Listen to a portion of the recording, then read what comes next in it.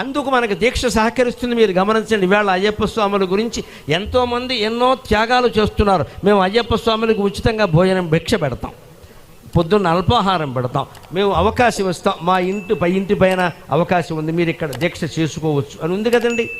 ఎందుకు చేస్తున్నారండి అదంతా?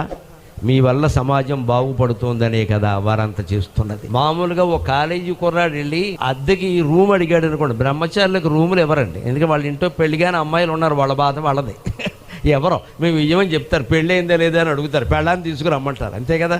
మరి బ్రహ్మచారుల్ని గౌరవించడానికి సమాజం ఎంతెందుకు తాపత్రయపడుతోందండి? మీ వల్ల ఖచ్చితంగా మీరు బాగుంటున్నారు, సమాజం బాగుంటుంది, అందుకే వారు త్యాగం చేస్తున్నారు.